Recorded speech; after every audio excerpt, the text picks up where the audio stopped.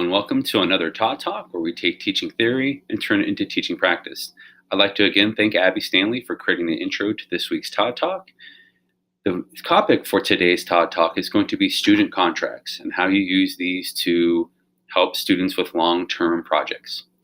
So I like to use student contracts with my students for a few reasons. So one of those reasons is that it helps keep them organized. So a student contract just kind of takes a big idea and breaks it down into parts.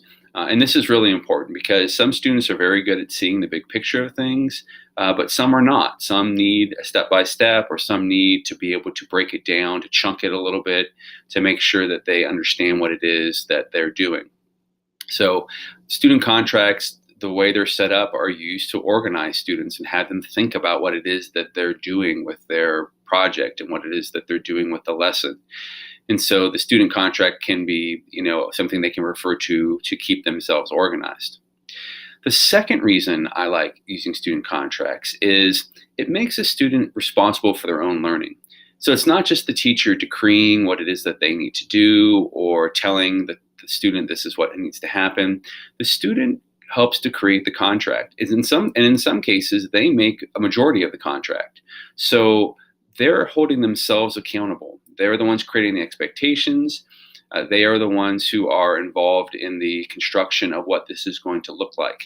And so because of that, they're going to have more skin in the game because they're the ones who kind of came up with this. So anything that they are made to do is their own responsibility. So it does help for students to create more responsibility for their own learning, which is really important. The third reason why I like using student contracts is it helps students to focus.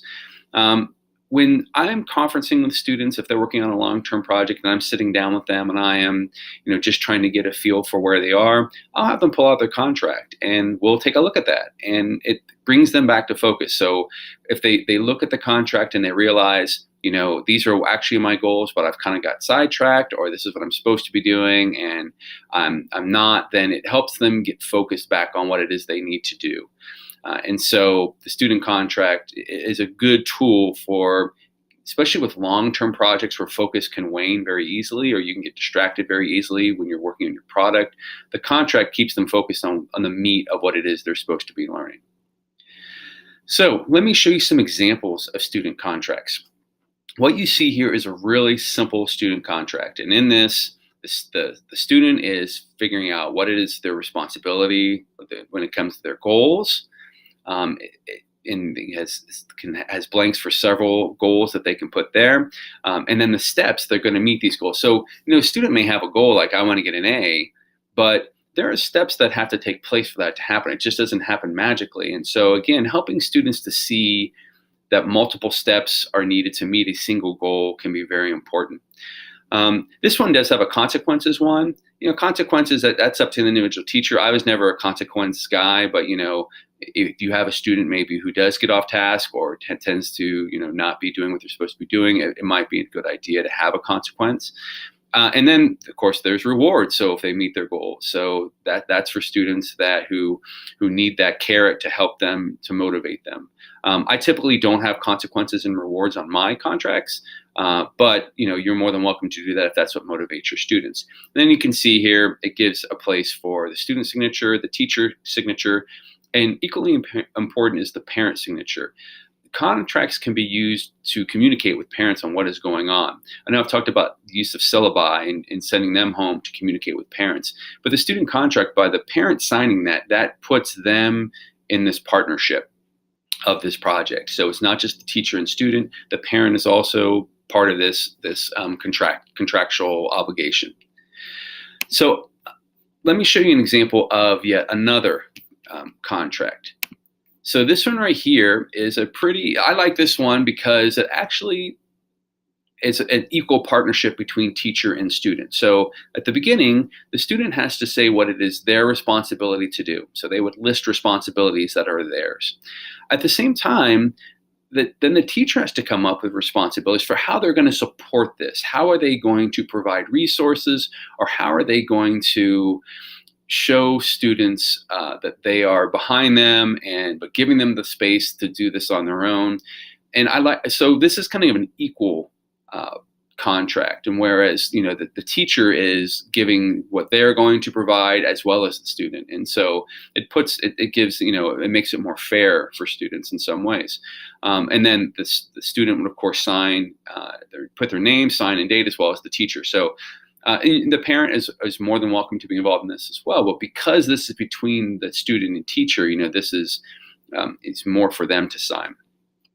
So another example of a contract is the one that you see here, where it's breaking it down even further. So I'm breaking the project down into 4 parts, which are, what are the overall class learning objectives? So that may be given to the student or the class as this is what we want to learn as a class. But the student may have their own learning objectives. So they're going to put those, they're going to list those there in part 2. And then in part 3, I'm going to say here are teacher activities and objectives, and they're going to put in their say-so in that as well. And then they are going to determine how they're going to be evaluated. So what is it that I, as the teacher, I'm going to be looking at to determine mastery? What is it that that you've shown me that I can be convinced that you learn what it is that you said you were going to learn? And then it has a place for the student signature and the teacher signature as well. So this is the project contract that I typically like to use with my students, and it has a few things in here that I like that students can do. So for instance, after they put their name and their project name, they're going to put learning objectives. Sometimes these are provided by myself, sometimes they are the ones coming up with it. So it could be a content standard that I want them to have mastered. It could be an essential question that as a class we came up with together. It could be learning objectives that they themselves have because it's an independent project and they're creating their own objectives. So it could be a mixed bag of those things. But the learning objectives shouldn't be more than 2 or 3 learning objectives, because this is what they're going to be held accountable for their mastery. So when you go to evaluate this product and whether they mastered it or not, you're going to turn to these learning objectives and determine whether they met them or not.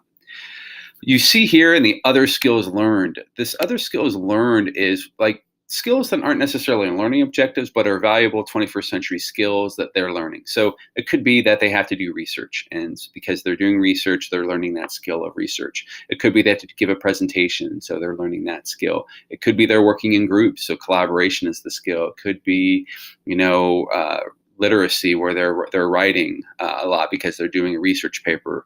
So it could be lots of skills there that they're learning, but these are valuable 21st century skills that are going to benefit them no matter what it is that they're learning. And so that's why they're included there. Then students will put their overall goal of the project, and this is their choice on what their goal is. So I've had students put things as simple as, I want to get a good grade. Others might say, my goal is to get it done by the deadline because maybe time management's an issue, or they may set a goal of, I want to work really well with this person because they have a past of not doing so. And so the goal should be very personal to the student and something that they really want to do. And sometimes I've had students say the overall goal of the project is to complete it, and they're not worried about quality. And so that's their goal. And I'm not going to change their goal. So, but then when we have conversations, we look at this goal. So if they say their goal is to get an A on the project, and we're taking a look at where they are in the process, and they're not doing things that are going to lead up to an A or high quality product, then we'll have conversations about that. So then the next part is the product of the project. And sometimes this is provided by me, the teacher. Sometimes the student comes up with it. So if it's an independent research project, they're going to come up with the product themselves, whether they're going to do an exhibition or a model of something or a presentation or create a website or whatever it is that they're going to do. They're going to list that product here before they start the project. I don't hold them to this necessarily, even though it's on the contract, because it may morph, it may change. They may determine, I need to do this instead, or I need to add this, or I need to take away that. And so, but it just gives them a general idea of heading into their project, what it is they're going to be producing to show mastery. And then sometimes I provide the product. So I may say, everyone is going to produce a podcast. And so that's real simple. They can just put the product as a podcast and they're going to be doing. So sometimes it's teacher provided, sometimes it's student provided. The last thing here is the headings for the rubric evaluation. I think it's really important that students keep focused on what it is they're going to be evaluated on. So if you've taken a research paper and broken it down into grammar, sentence structure, and content, then they'll put those listings, and then they realize these are really, I need to really pay attention to these things. And sometimes I'll provide the rubric and they'll just write the headings. That's 3 or 4 headings that I have for the rubrics. And sometimes they're creating rubrics themselves, especially if it's independent projects, and they're creating their own rubrics. So they're going to have those headlines listed here on their contract. Then it has a place for student, teacher, and parent signature. And again, that kind of creates the triumvirate of the people involved in this, the people that are, entering into this deal. So in a nutshell, that is why I use student contracts and how I use student contracts. They're very valuable for long-term projects, which I did a lot of long-term projects in my class. And I would use these in conjunction with the syllabus and the calendar and the rubric, which I've talked about in past Todd Talks. So it would be a combination of all of those things that would help get students focused and keep them on track to what it is they were going to be doing. And it helped keep their eyes on the prize for what it is that they needed to show me so that they learn what they learned.